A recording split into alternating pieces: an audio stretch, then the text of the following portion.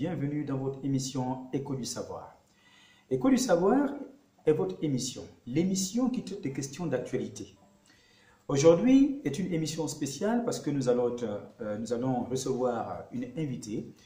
Alors, nous allons l'appeler Julienne. Julienne est une journaliste qui a choisi notre chaîne pour parler de la problématique qui se pose actuellement aux États-Unis d'Amérique concernant l'emprisonnement des enfants mineurs et la séparation des parents-enfants. Alors, pour cela, avant de rentrer dans notre vif du sujet, nous, comme d'habitude, nous demandons à nos internautes et à tous ceux qui nous suivent de vous abonner à notre chaîne 7 sur 7 TV, sans oublier que nous sommes suivis sur Twitter, sur Facebook, sur YouTube et sur Instagram.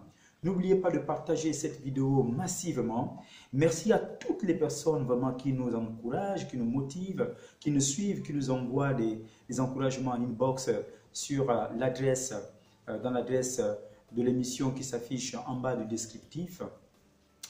Et maintenant, nous allons laisser place à Madame Julienne qui va nous poser quelques questions pour recueillir un peu notre assentiment concernant la politique du président des États-Unis, M. Donald Trump, sur l'enfermement des enfants mineurs. Madame Julienne, nous vous écoutons. Bonjour, Monsieur Roger Boussougo. Bonjour, Madame. Je vous remercie de nous recevoir dans votre émission. Je vous en prie. Et donc, nous allons rentrer dans le vif du sujet.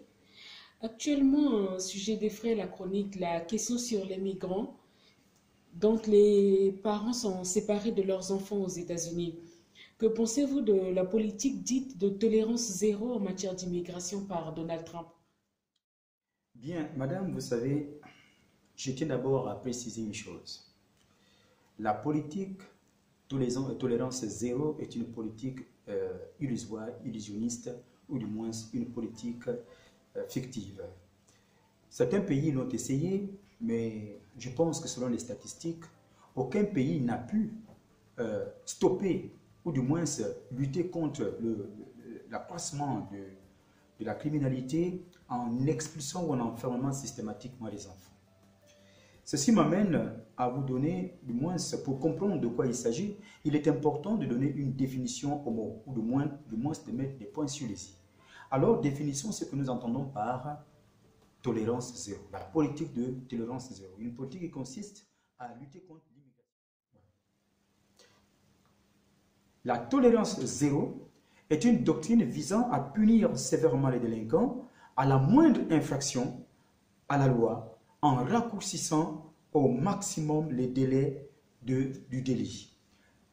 C'est-à-dire que vous avez des migrants qui demandent tout simplement asile, mais en pratiquant cette politique de tolérance zéro, on ne va pas permettre à ces personnes d'exprimer ou du moins d'exposer la raison pour laquelle ces personnes arrivent ou demandent asile sur le territoire américain. Pas plus tard que ce matin, je regardais les statistiques, madame, qui montrent que plus de 2000 enfants ont été emprisonnés ou sont encore emprisonnés dans les prisons américaines. Information à prendre avec beaucoup de pincettes, bien sûr, parce que jusqu'à maintenant, j'ose considérer que les États-Unis d'Amérique est une grande nation. Donc, ce sont les statistiques qui le disent. Alors, pour cela, je pense que cette politique de tolérance zéro ne marche pas, dans la mesure où on va dire que la responsabilité dans la baisse de la criminalité n'incombe pas à tout le monde dans un pays, mais surtout aux dirigeants. C'est le dirigeant qui doit lutter contre la criminalité, mais pas au détriment ou bien en accusant ou en enfermant systématiquement des enfants ou en séparant des familles. Donc j'estime que cette politique est une politique très très dangereuse, madame, selon ce que nous pouvons dire. Merci, monsieur Boussougo Roger. Je vous en prie. Et dites-nous, pourquoi une telle politique répressive à l'égard des étrangers? Vous savez, beaucoup de pays ont pratiqué cette politique dite répressive à l'égard des étrangers, mais je m'en vais vous répondre avec une maxime de Jean-Paul Sartre qui dit que l'enfer c'est l'autre. L'enfer c'est l'autre, c'est comme pour vous dire que lorsque des politiciens, des politiciennes sont incapables de répondre aux exigences de leurs citoyens, ces derniers n'ont pour recours que l'étranger.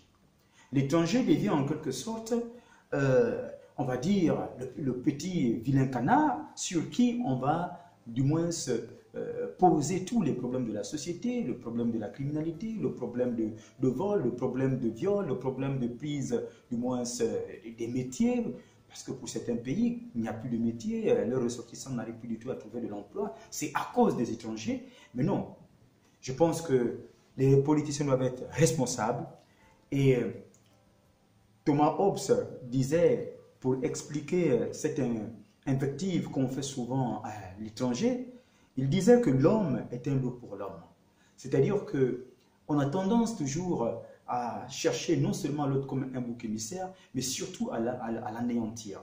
Vous imaginez que des personnes qui sont déjà affaiblies, qui viennent des pays dictatoriaux, des pays où se pratique l'oligarchie, se pratique une bureaucratie vraiment discriminatoire, où ces personnes n'ont aucun droit, on demande à ces personnes de repartir dans ces pays. Je pense que ceci est une politique pas du tout qui respecte normalement la valeur humaine.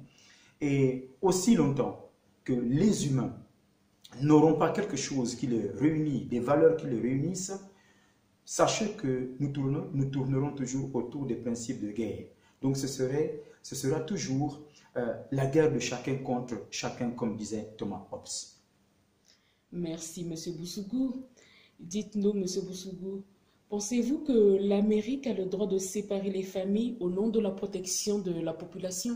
Madame, je vais tout de suite vous répondre en vous disant que quand vous constatez, quand vous voyez comment l'histoire de l'Amérique a été conçue, l'Amérique elle-même est ici. Quand on parle de l'Amérique, il faut savoir qu'il y a plusieurs couches de population. C'est une nation melting pot, comme on dit en anglais, c'est-à-dire elle est multiraciale. Donc, les premières populations, selon les statistiques des chercheurs, des égyptologues, des archéologues, etc., je pourrais en citer certains qui font des conférences, comme le professeur Théophile Obenga qui a enseigné aux États-Unis. Et certains disent, même chez Ata Diop, dans son livre Nation nègre et culture, le stipule très bien en montrant que les premières populations qui ont vécu ou émigré sur le territoire nord-américain ne sont pas les Européens. Alors nous sommes surpris de voir cette politique qui est pratiquée à l'endroit d'autres migrants qui ne demandent que, on va dire, accueil, tandis que, je m'en veux en fait, remonter un peu l'histoire.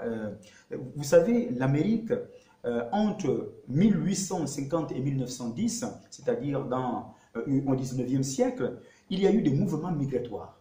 Vous avez eu des populations telles que les Écossais, les Irlandais, les Italiens, les Français, les Anglais, les Allemands, qui ont décidé de quitter l'Europe parce que dans ces pays, il y avait des situations difficiles, il n'y avait plus de travail, il y avait une crise terrible. Donc ces populations ont estimé que le territoire nord-américain était une terre bénite et que les ressortissants de ces pays les ont bien accueillis. Donc je ne comprends pas pourquoi aujourd'hui, les descendants de ces populations qui ont émigré au 19e siècle refusent que d'autres personnes fassent le même mouvement. Et il ne faut pas oublier que plus d'1 million de personnes par an, dans la première décennie du 20e siècle, ont émigré aux États-Unis. Et dans la deuxième décennie du 20e siècle, nous avons également plus d'1 million d'Européens et de personnes confondues qui sont allés émigrer aux États-Unis. En somme, madame, c'est une terre composite. C'est une terre qui n'est pas homogène, elle est hétérogène. Donc, ce n'est que l'histoire des États-Unis qui se refait ou qui se revit actuellement avec ces mouvements de population qui migrent vers les États-Unis d'Amérique. Merci, M. Boussougou. Je vous en prie, madame. Compte tenu de cette attitude des États-Unis, devons-nous craindre un effet domino sur d'autres pays? En effet, vous savez, c'est un problème très sérieux.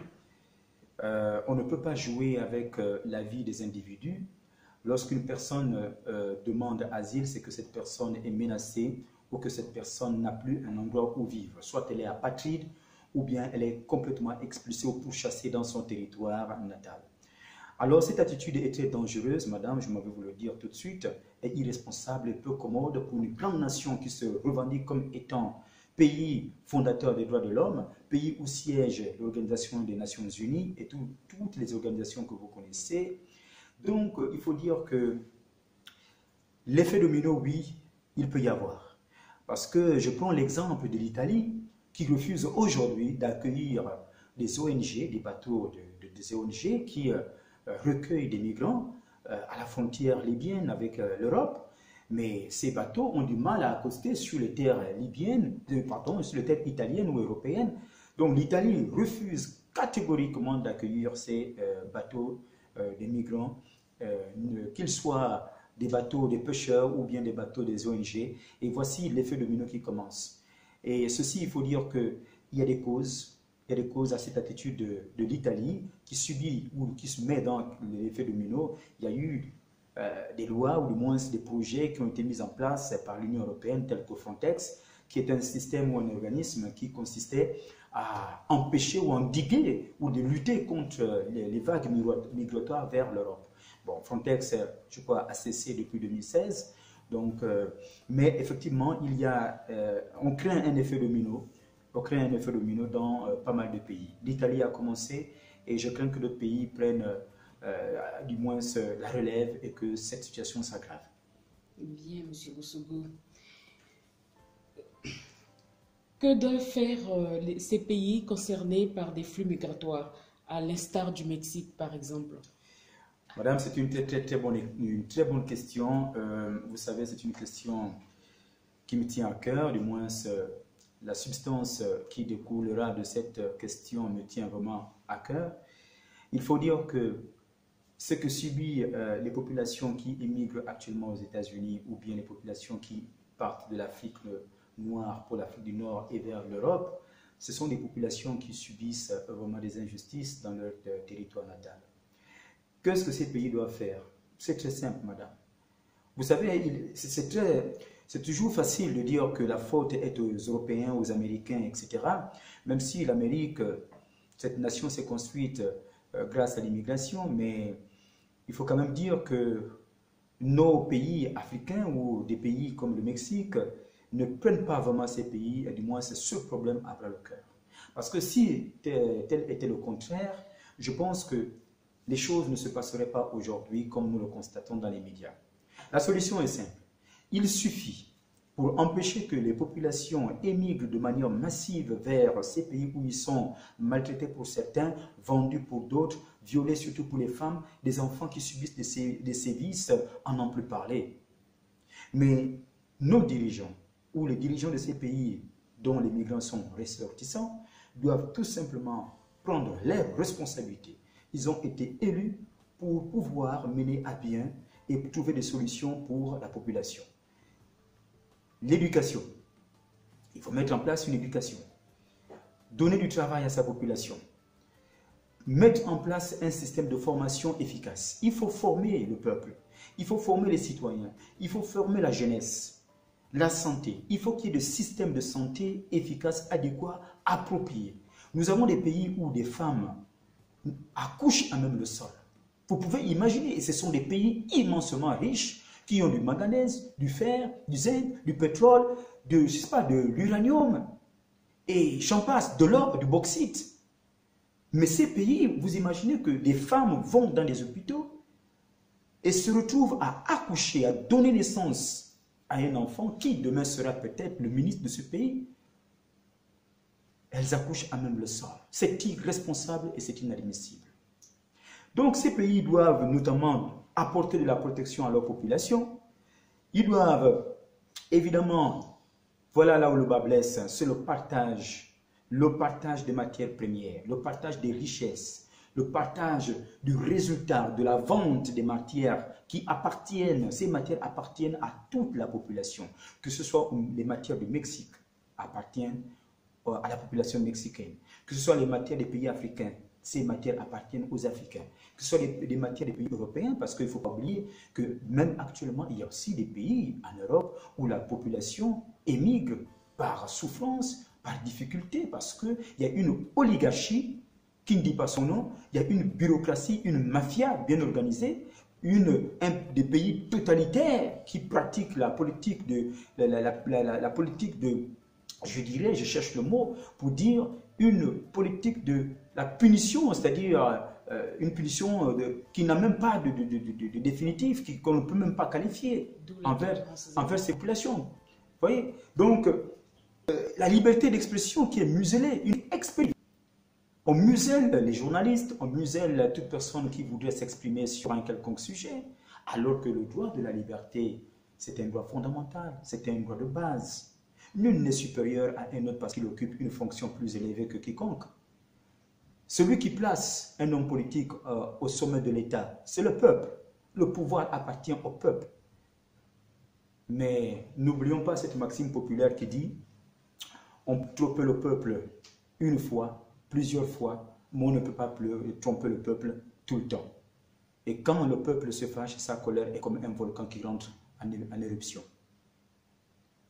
Madame, pour répondre à votre question, et je pense que je m'arrêterai là, je dirais que il est naturellement, je dirais, ce serait intéressant que certains leaders ou certains responsables de ces pays dont les migrants sont originaires prennent leurs responsabilités et protègent leur population et qu'ils arrêtent d'exposer ces peuples qui sont déjà affaiblis, ces peuples qui sont déjà meurtris, qui sont affamés, qui n'ont quasiment plus rien à perdre. Vous savez, quand une personne n'a plus rien à perdre, plus rien ne peut l'arrêter, même au péril de sa vie. Par contre, quand une personne a quelque chose à perdre, enlevez-lui s'il a à perdre, vous verrez comment cette personne panique. C'est pourquoi certains leaders ont peur de la population qui est affamée, donc ils mettent en place des politiques pour les expédier ailleurs. Donc, je pense que la responsabilité est de mise de la part de tous les dirigeants de tout le monde. Voilà ce que je pouvais dire. Bien, merci M. Boussougou Roger. Nous vous remercions de nous avoir reçus, pour la pertinence de vos réponses. Et nous espérons faire partie un jour. Pourquoi pas, madame? Je pense que l'émission du savoir à travers notre chaîne télévisée, c'est du 7 TV, accueille tout le monde. Et nous serons très heureux de vous recevoir une prochaine fois. Et je saisis cette occasion pour remercier notre journaliste ici, que nous avons appelée Julienne. Donc elle restera anonyme. Pardonnez-nous, mais nous respectons, tout à l'heure nous parlions de liberté des droits de l'homme, donc nous respectons son droit à rester anonyme, mais cela ne déroge du moins n'exclut pas le fait que cette émission sera appréciée certainement par vous. Je vous fais confiance parce que vous nous l'avez déjà démontré par les vidéos précédentes, par les émissions précédentes. Donc sur ce, nous demandons encore une fois de plus à nos internautes qui nous suivent depuis un bon moment de partager cette vidéo et surtout de ne pas oublier de vous abonner. Sachez que nous sommes suivis sur Instagram, YouTube, Facebook, Twitter et que tout en bas du descriptif, vous avez l'adresse email de la chaîne. Envoyez-nous vos propositions, vos suggestions et vos questions naturellement. Écho du savoir est votre émission. L'émission qui traite de l'actualité, l'émission qui conseille. Merci et à très bientôt.